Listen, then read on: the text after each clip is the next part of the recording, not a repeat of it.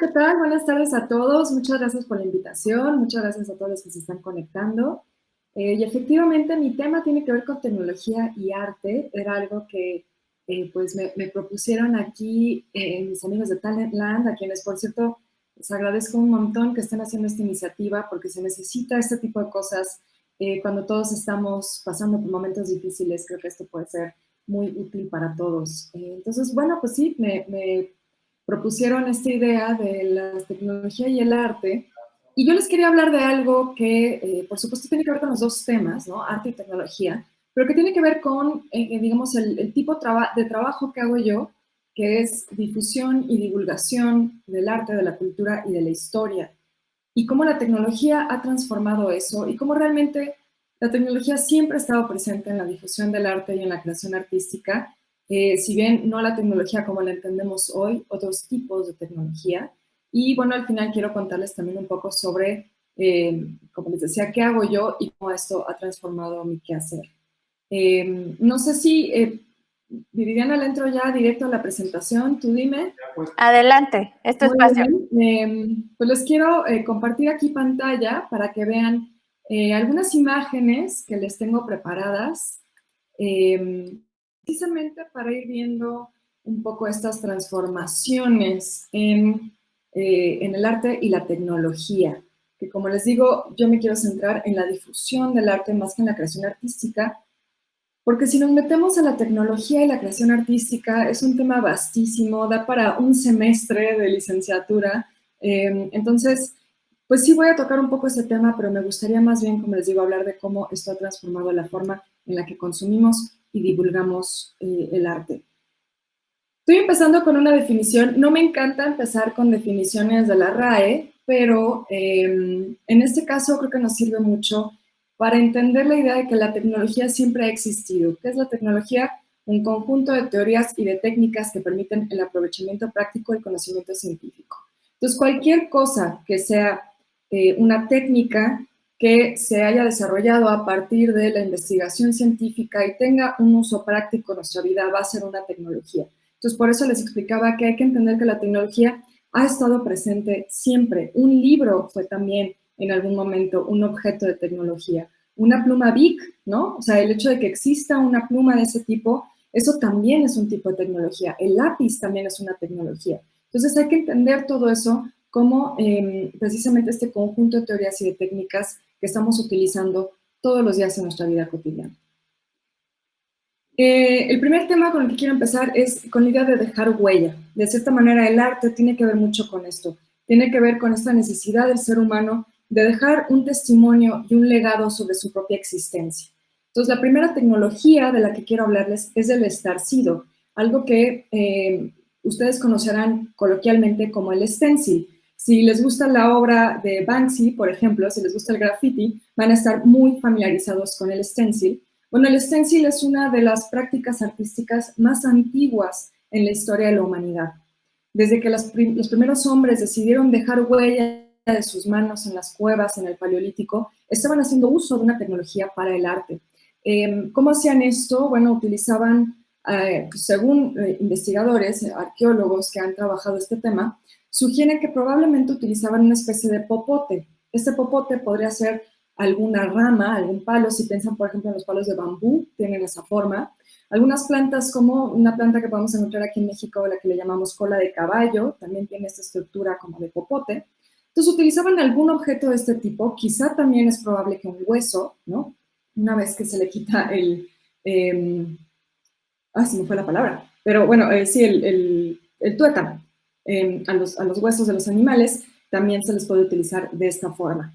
Lo que hacían era entonces agarrar una mezcla de pigmento y soplar esa mezcla desde su boca por esta especie de popote y dejar así esta huella de su mano. Es básicamente el principio de un aerosol. Entonces, a partir de ese momento surgen técnicas, particularmente de impresión, que van a transformar completamente cómo se produce y cómo circula el arte. Este estarcido paleolítico es, por ejemplo, el inicio de la serigrafía. Y la serigrafía hay que entenderla como la primera industrialización del arte. ¿Qué sucede con la serigrafía? Bueno, que básicamente funciona como un estarcido en el sentido de que es un diseño recortado sobre alguna especie de malla o material. Uno de los materiales más antiguos que se han encontrado fue en las islas de Fiji, donde utilizaban hojas de plátano perforadas, y entonces pasaban la tinta por los huecos que quedaban en las perforaciones de la hoja de plátano, y así quedaba la impresión hecha sobre alguna superficie, por ejemplo, en textiles, era muy común. Hemos visto ejemplos de esto, por ejemplo, en las tumbas egipcias, que es la imagen que ven del lado izquierdo arriba, también en construcciones romanas, que es la imagen que ven del lado izquierdo abajo, y ahí que utilizaban, bueno, algún tipo de técnica de impresión como estas para repetir motivos ornamentales y no tener que hacer cada uno a mano individualmente, sino haces una especie de sello y entonces, ¿no? O una calca, y entonces lo repites para crear un patrón. Esto finalmente se terminó pues perfeccionando en la época de la dinastía Song en China. Estamos hablando que esto es entre el año 960 y 1279 de nuestra era. Y es la imagen que ven del lado derecho. Esa es una serigrafía de la dinastía Song. ¿Qué hicieron? Bueno, pues hicieron una malla de cabello humano. Sobre este pusieron un recorte, una especie de molde, como lo que les contaba de las hojas de plátano, y pasaba por ahí una tinta que atravesaba la malla de cabello y entonces quedaba esta impresión. A partir de ahí, bueno, la industria de la serigrafía explotó, que comenzaron a hacerse este tipo de cosas. De China llegó a Japón, perfeccionaron la técnica haciendo las mallas de seda, y de ahí viene, de hecho, la palabra serigrafía. Sericum es seda en latín, y bueno, de ahí viene la idea de que es una grafía, es decir, una escritura o una impresión hecha a partir de seda, perdón. Eso eventualmente llega a Europa, y en Europa deciden utilizar la serigrafía para esto, para hacer papel tapiz. Del lado derecho ven una obra de Peter de Hooch, donde vemos este papel tapiz con una técnica llamada floqueado, que es lo que ven del lado izquierdo. Esto es en el siglo XVIII. Entonces, las estampas japonesas, estampas chinas, comenzaron a llegar a Europa a través de las rutas de comercio, y ahí, bueno, les encantó esta técnica y decidieron que era perfecta para las artes decorativas. Entonces, ahí vemos cómo la serigrafía se usa tanto para industrializar la producción de arte, tanto arte gráfica como artes decorativas, pero también ayuda a que las imágenes circulen con mayor facilidad, porque, bueno, les digo que llegaron estas estampas japonesas y chinas a Europa. Eventualmente en Europa terminan haciendo cosas como esta. La serigrafía se convierte en la herramienta principal para la publicidad. Y eso también hay que entenderlo como un tipo de arte, porque detrás de estos carteles publicitarios, por supuesto que hay artistas, hay ilustradores que están haciendo estas maravillosas imágenes y que finalmente se van a integrar a nuestra cultura visual. Entonces, no es arte, digamos, con arte mayúscula, no son las bellas artes, pero sin duda es arte en el sentido de que son imágenes que van a impactar en nuestra forma de ver y de crear. El siguiente tema del que les quería hablar era, a partir de la serigrafía y de esta técnica antigua de impresión, cómo hemos dejado también un legado de impresiones del mundo. Aquí ven uno de los mayores ejemplos de impresos y de grabados en la historia del arte, que es Melancolía, de Alberto Durero. Pero bueno, básicamente las técnicas de impresión van a revolucionar el arte y, como les digo, principalmente cómo consumimos el arte. La imprenta va a dar inicio a la comunicación masiva. Esta es básicamente la imprenta de Gutenberg, lo que están viendo aquí. Y hay que entender que en estos primeros libros que hacía la imprenta de Gutenberg, no solo había texto, también había imágenes.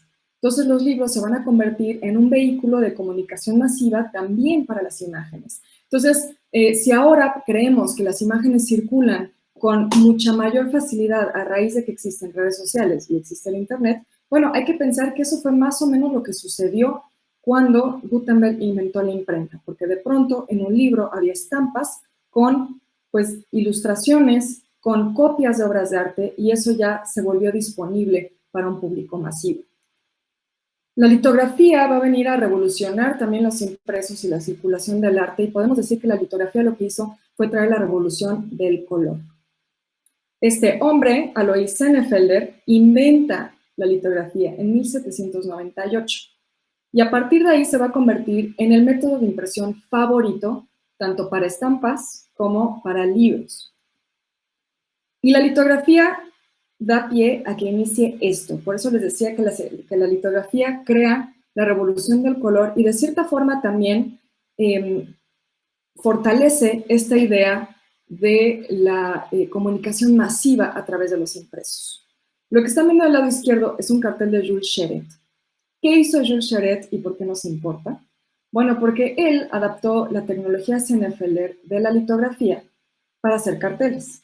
Los carteles no eran nuevos para 1866, ya existían, pero los carteles publicitarios que se hacían hasta ese momento se quedaban dentro de las tiendas. Entonces tú ibas, por ejemplo, a una botica, a una antigua farmacia, y dentro de la botica veías carteles de los productos que uno podía comprar ahí. Bueno, pues a Jules Cheret se le ocurrió por primera vez en la historia de la humanidad, en 1866, poner uno de estos carteles en la calle. Y con eso cambió completamente nuestro consumo del arte y también el mundo publicitario. Además de ponerlos en la calle, de manera que ahora el arte era accesible al público, accesible a las masas, porque hay que pensar que si bien el libro revolucionó eso, pues ¿quiénes podían adquirir los libros? La gente que sabía leer, y eso por supuesto que era solo una élite. Lo que logró Jules Cheret al ponerlo en la calle, en los postes de luz, en las banquetas, ¿no? en los muros de las calles, fue que todo el mundo, literal todo el mundo, tuviera acceso a esas imágenes. Jules Cheret hacía muchas ilustraciones para espectáculos de teatro, de danza, de circo. Entonces también lo que vamos a ver en su trabajo, que es muy interesante, es que estos carteles no solo ya circulan en la calle, sino que incorporan la cultura visual popular de la calle a los carteles. Entonces, de pronto, el circo ya no solo aparece como un espectáculo que sucede en el espacio público, sino que ahora también está reflejado en la cartelería y en las artes gráficas.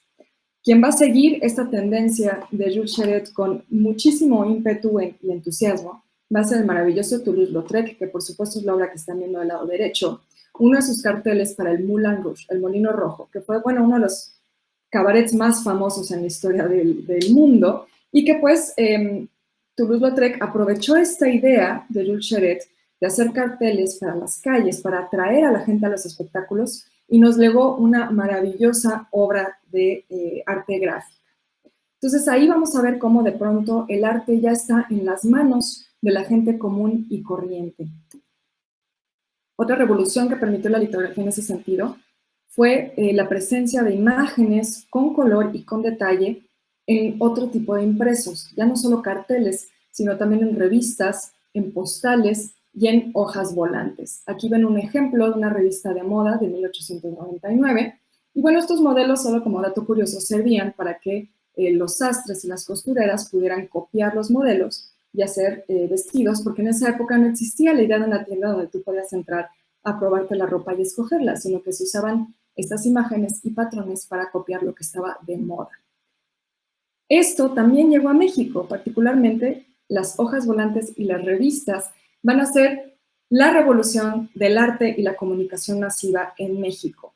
Seguramente reconocen el personaje que aparece ahí del lado izquierdo arriba, es por supuesto la famosa Catrina de José Guadalupe Posada, que pues en realidad era la calaca garbancera, originalmente no se llamaba Catrina. Pero bueno, esa imagen circuló en las hojas volantes que se hacían en el taller de Vanegas Arroyo, que es lo que están viendo del lado derecho. Ahora, ¿esto por qué es importante? Porque de nuevo lo que vamos a ver aquí es que estas imágenes creadas por ilustradores y artistas gráficos ya no solo están disponibles en las manos de una élite, de quienes tenían, digamos, los medios económicos para coleccionar obra o para comisionar obra de arte, sino que ahora estaban disponibles en la calle para que todo el mundo pudiera consumirlas. Esto también llevó a un fenómeno bien interesante y que tiene todo que ver con la forma en la que consumimos arte a través de las herramientas tecnológicas actuales, y es la apropiación de estas imágenes. Si hoy en día podemos ver estas hojas volantes de Vanegas Arroyo, es porque alguien las coleccionó, alguien decidió guardarlas. Eso también lo vamos a ver que sucede, por ejemplo, con las estampas de la revista de moda, como la que les enseñé antes, o con las postales. La gente quería tener estas piezas en su casa, ¿no? Y eso es algo muy común, eso es algo que también hacemos ahora. Vas de viaje y ves una postal, no sé, vas a París y ves una postal de la Torre Eiffel, y la quieres comprar para guardar ese recuerdo de cuando estuviste ahí, o porque era una imagen que simplemente te gustó. Los famosos recortes de revista, ¿no? Ahora es menos común, pero bueno, todos en algún momento recortamos alguna imagen de una revista que nos gustaba y la pusimos sobre el muro. Entonces vamos a ver este consumo más popular del arte y de las imágenes, pero que sin duda va a ser importante y que no es tan distinto a nuestra experiencia actual. Sería el equivalente a tomarse una selfie frente a una obra de arte que te gusta en un museo. Del lado izquierdo abajo también vamos a ver otro ejemplo maravilloso de esto, y es Julio Ruelas, que ilustraba la revista Moderna. Esta revista era una revista más intelectual, las hojas volantes eran pues una publicación periódica popular. ¿Por qué hojas volantes? Bueno, porque volaban en las calles, ¿no? La gente las repartía en las calles, un poco como los flyers hoy en día. Y entonces, la revista Moderna pues era una revista más bien, digamos, formal, en el sentido de que pues era una revista que se adquiría. Pero bueno, por supuesto que en estas revistas también circularon algunos de los mejores ilustradores y artistas mexicanos. Y a su vez, esto permitía que la gente tuviera una idea de qué estaba pasando en el ámbito artístico y en el ámbito cultural. Otro ejemplo maravilloso de esto van a ser las revistas que surgen en los años 20, un poquito antes, como el Universal Ilustrado, revista de revistas. A través de esas revistas se reproducían obras de arte famosas, obras de arte que estaban siendo comentadas en las galerías, en los museos, y también, por supuesto, se comisionaban ilustraciones hechas ex profeso para la revista por artistas de la talla de Diego Rivera, de Saturnino Herrán, de Rufino Tamayo, de todos estos grandes nombres del arte mexicano, y entonces así la gente podía también consumirlos, la gente de a pie. Incluso, por ejemplo, el Universal Ilustrado tenía como eslogan Semanario Artístico Popular. Esta idea de que es un semanario, una revista que está haciendo el arte accesible a la gente.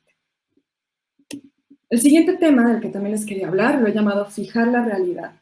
Y es que no solo hemos querido dejar huella de nuestra existencia, sino que hemos querido fijar el mundo como lo vemos. Y ahí es donde viene el siguiente tema importantísimo en esta revolución tecnológica del arte, y es la fotografía. La imagen que les puse aquí es de una cámara oscura, que ahorita les explico un poquito de esto, porque la cámara oscura va a ser un momento fundamental para el encuentro de la ciencia y el arte. El creador de la cámara oscura se dice que fue un matemático árabe, Al-Hassen, que estaba muy interesado por los fenómenos de la óptica, y de hecho a él también le debemos los primeros experimentos para los lentes ópticos, lentes para ver. Entonces los que somos miopes como yo agradecemos mucho que haya existido un personaje como Al-Hassen. ¿Qué es esto? Bueno, lo que están viendo aquí es el principio de la cámara oscura. Es la idea de que en un espacio oscuro, como una caja, o en este caso es como un modelo para un cuarto, puedes hacer un pequeño hueco a través del cual se genera un fenómeno óptico con la luz que reproduce la imagen del exterior en el interior, solo que al revés, ¿no? Esto se va a convertir en una herramienta fundamental para muchísimos artistas, y quizá el ejemplo más famoso es Vermeer. Se cree que Vermeer utilizaba la cámara oscura para hacer sus obras de arte, y que quizá por eso tenemos este efecto tan particular de la luz en sus cuadros. Si se fijan, aquí les puse dos ejemplos. La luz en su obra es como muy difusa y a la vez es muy pareja. No son los claroscuros que vemos en muchas obras de esta época del arte barroco, que son con contrastes muy fuertes de luz y sombra. Aquí vemos una luz muy pareja y muy difusa, y eso probablemente era gracias a su uso de la cámara oscura. También algunos historiadores del arte creen que el detalle que lograba Vermeer en sus obras, aquí digo, no puedo hacer un zoom tan detallado, pero fíjense, por ejemplo, en los mosaicos del piso de la obra del lado izquierdo. Si uno hace un zoom en una imagen de buena calidad, van a ver que cada uno de esos mosaicos tiene pintado un detalle increíble de la decoración que tenía.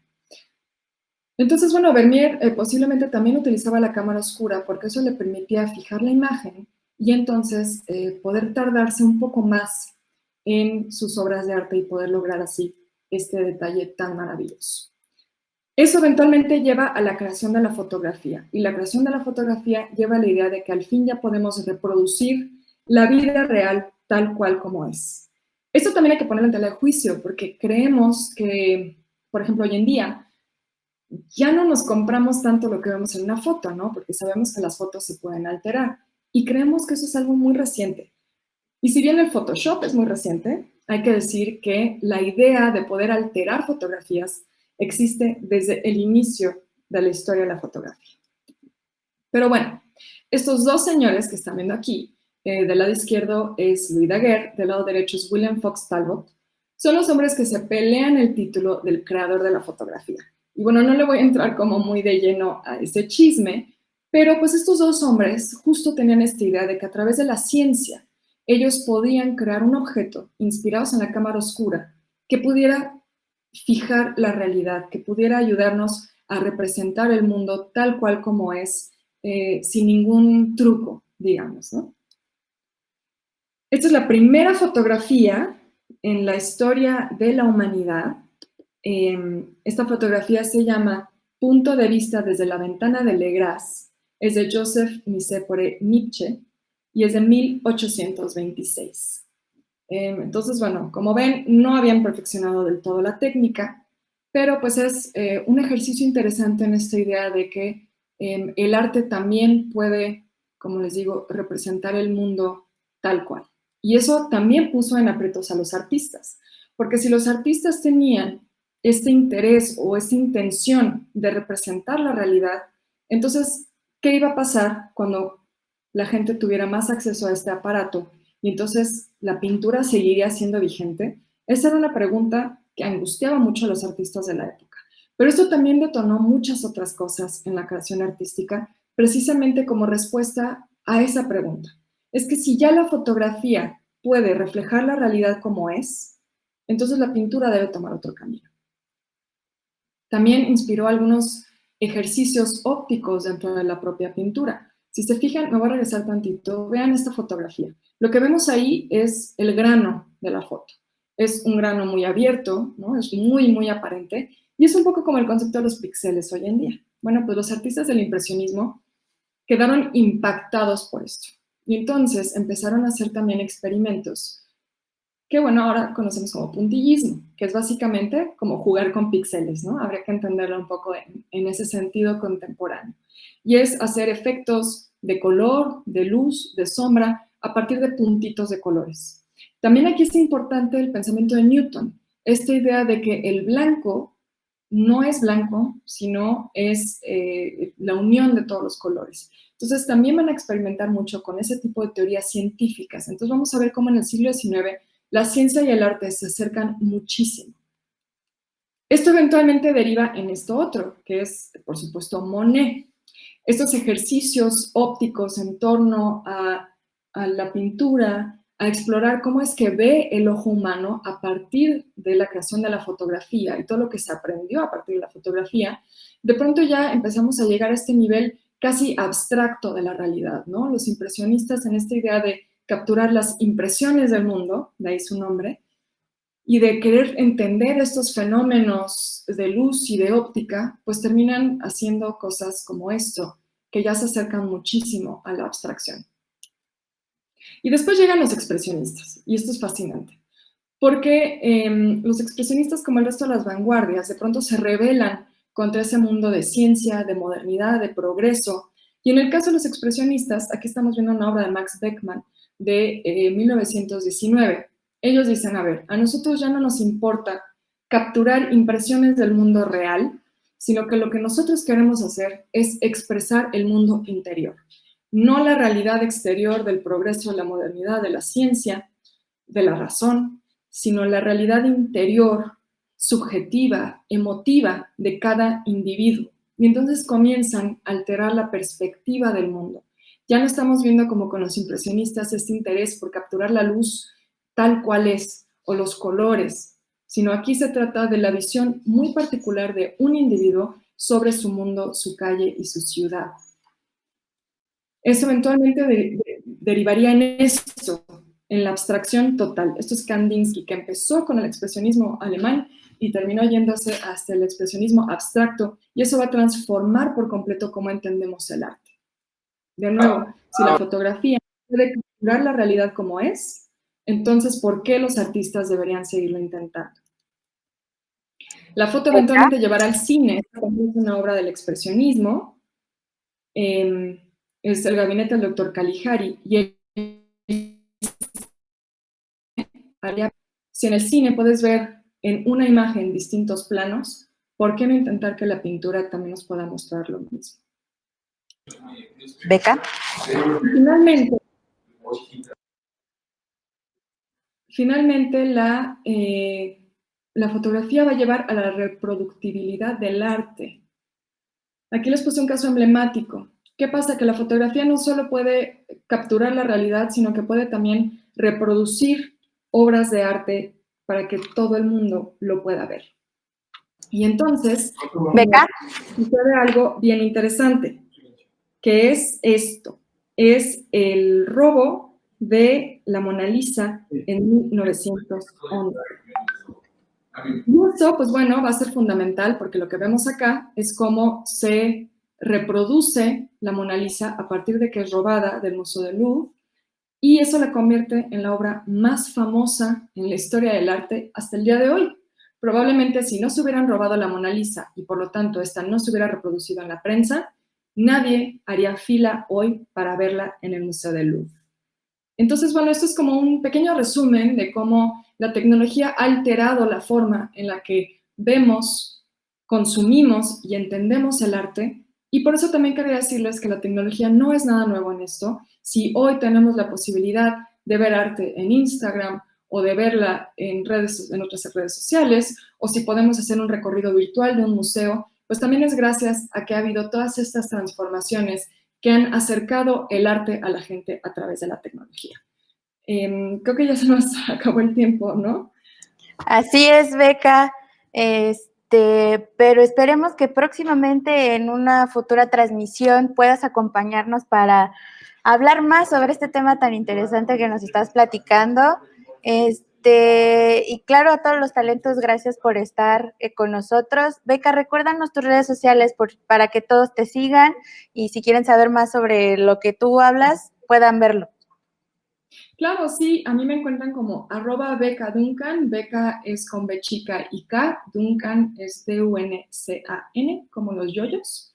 Y me encuentran así en Twitter, Instagram, Facebook, y también me pueden encontrar en YouTube, igual con mi nombre Beca Duncan. Ahí hago 2 proyectos de divulgación del arte y de la historia, que son los básicos del arte y la historia de las cosas.